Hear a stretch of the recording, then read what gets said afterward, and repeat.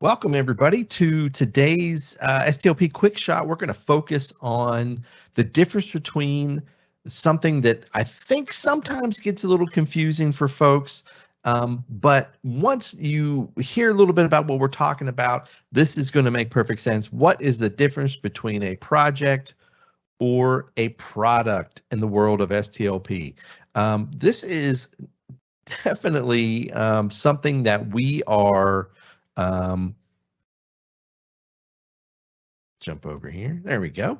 So what we're going to explore with this today is, there are some obvious differences, but in the mad world of trying to organize STLP groups, all the multiple categories that we have available, project versus product can get a little mixed up in your head a little bit. So this is going to focus on what those differences are. We'll start with projects. Okay, so here's some key things about projects to keep in mind. They are all about really technology infused projects. Think about project-based learning. Think about things that would extend through the year. It's not a one-shot situation. It's something that takes students all the way through a project cycle, starting with level I, happening at the start of the school year as they are iterating, investigating, getting excited about project ideas, and jumping to level 2, which is happening. We're recording this at October in 2022. So in November, we'll have our regionals, which will be level 1. The idea here is that this project they come up with would, using technology, help their school, help their community, devise a solution to a problem that they have identified themselves and are thinking about ways that they can solve it. All of these projects are something that I hesitate always to think about it in this way, because I don't want to taint it, but think about that classic science fair where students would come together and share something they've learned. With the STLP project, that process takes them throughout the year. They start out the beginning of the year brainstorming those ideas so they could present a pitch to judges at regionals online, where they say, here's our idea for our project, here's what we're going to do, here's how we're going to know if it was successful, and they're essentially hoping for the judges to give them permission to advance on to level 2 at the state championship in April. So that project goes on throughout the year. It's something that you're going to see some in-depth stuff because students are building their solutions to the problems that they've identified. Okay, that's a project. And if we look at products, the key things here, these are student creations. They're made with digital tools, and for us, we are utilizing digital products as part of the DPOJ, which is Digital Product Online Judging.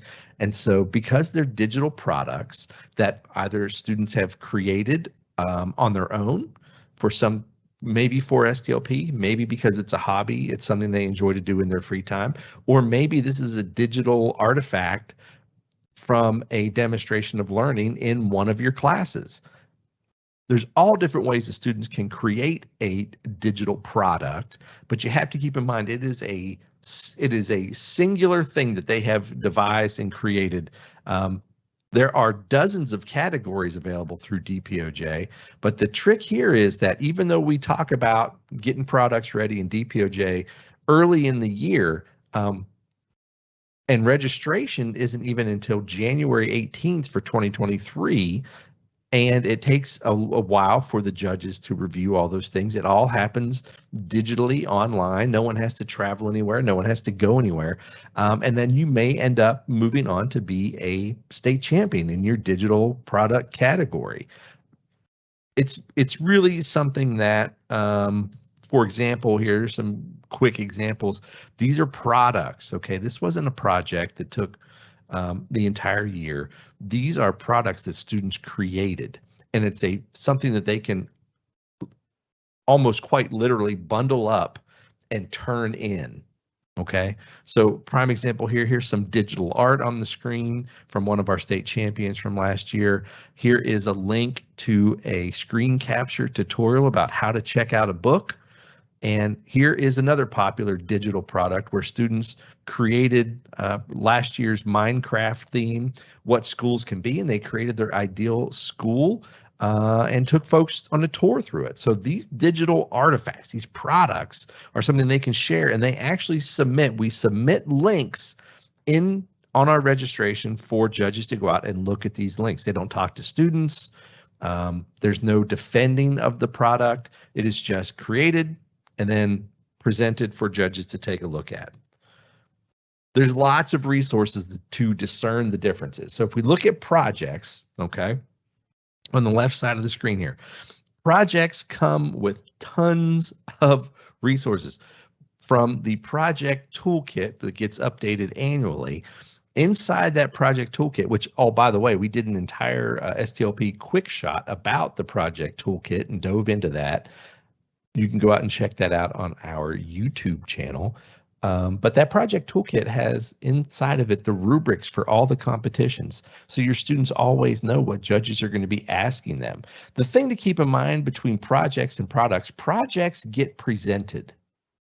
Students actually share with other people about their project. They do a presentation. It's different at different levels of the competition. But the important factor there is they are not only creating their project, they're not identifying what their driving question is. They're identifying how they're going to solve it. They're identifying the technologies they're going to use that they're going to use to solve this problem, to help their community. They wrap all that up into a project and then present it at different stages along the way. Versus products that students create and hand in. There's lots that goes into creating it. It sounds that's oversimplifying it, but there's no defense of a digital product. It is simply submitted, and all of the rubrics are still online. All the scoring categories exist, so students know what judges will be looking for, but they don't have to defend it in person to anyone, which is pretty different from that project cycle. Right now, this time of year, now I mentioned it's October when we're recording this, so we are just a few weeks away from our projects, our level 1 projects being presented at regionals, which for 2022 will be an online elevator pitch from school. Students will share with judges what their ideas are for their projects, any progress they've made so far this year. It's not a completed project. And the judges will give them feedback, and hopefully they'll advance on to level 2 judging at the state championship. Digital products, now this time of year, and it's October, folks should be looking through all of the different categories, looking at the resources listed on the rubrics and the scoring guides, and starting to, as the STLP coach, you're starting to curate all of the potential digital products that you're going to utilize for DPOJ this year. And here's the really cool thing. You might hear us talk about STLP is your whole school. Nothing fits that concept better than digital products, because products can come from anywhere in the school. It doesn't have to be that project team group of 4 or 5 students or 10 or however many you have working on an individual project. Products can come from anybody in the school. A lot of STLP coaches will stand up at a faculty meeting and try to explain, hey, here's what I'm looking for. I'm looking for digital art. I'm looking for documentary. I'm looking for feature films, PSAs, animations, logos, things that your students have created. Get me a link and we'll submit them. So on the project side, obviously with the regionals info page, you'll see listed there's a whole resource about how students can utilize the project toolkit, the rubrics. And then on the flip side, on the product side, there's several presentations actually out there that are student friendly. They're self-paced, self-guided, that take you through what all the different categories are. Have to give shout out to Franklin County and to Fayette County for producing those and keeping those online for us. But there is a third giant resource that you had to take advantage of. That is last year's champions.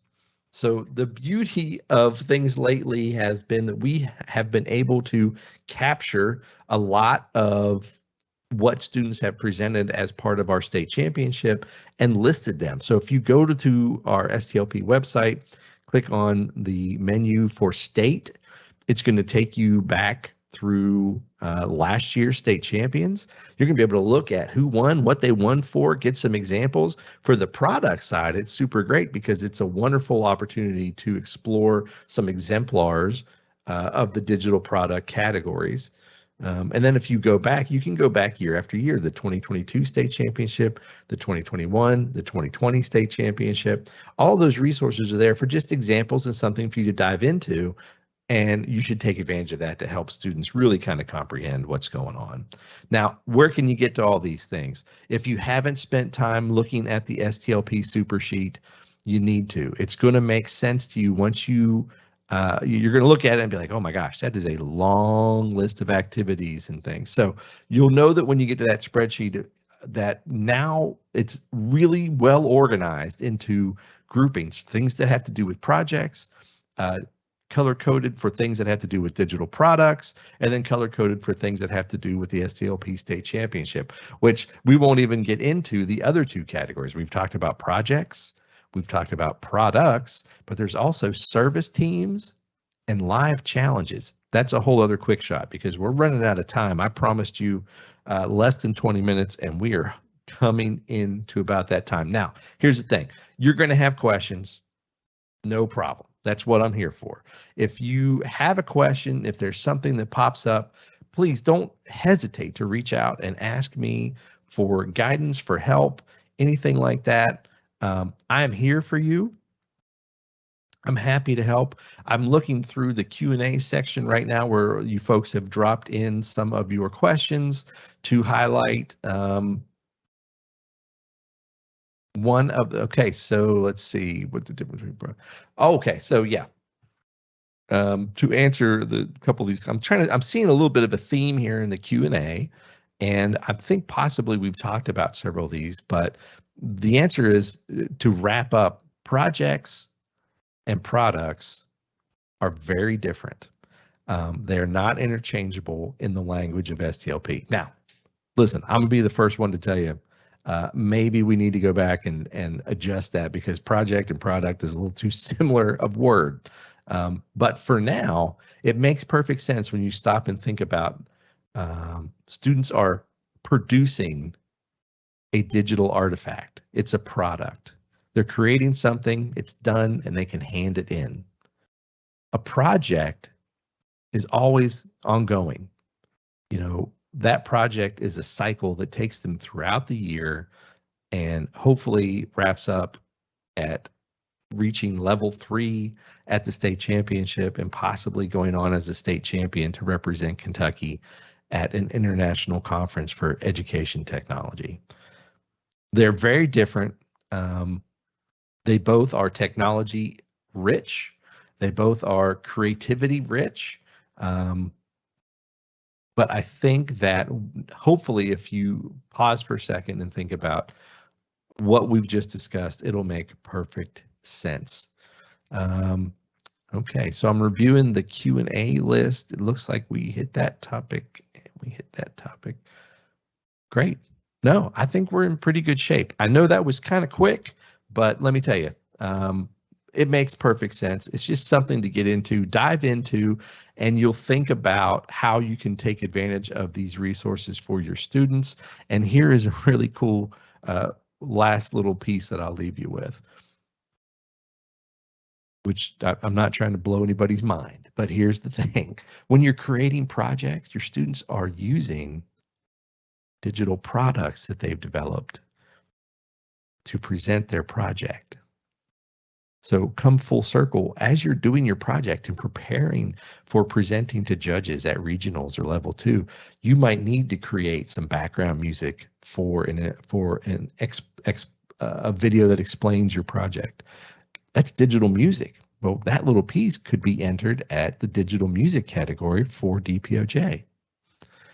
If they make a logo for your project, maybe that, we have lots of teams that come up with really cool organizations to help folks, and they make a logo. Guess what? That fits in the logo design category. There is a lot of overlap, but if you think about them as two separate things, two different ways of students sharing what they know, what they can do, and two opportunities for us to spotlight the amazing work that's happening in your classroom and with students, then I think you're going to recognize projects and products super different, both super awesome. Okay, great. That's our time. And if you have any questions, of course, please, like I said, reach out to me. Thanks for joining us on today's Quick Shot. See you soon.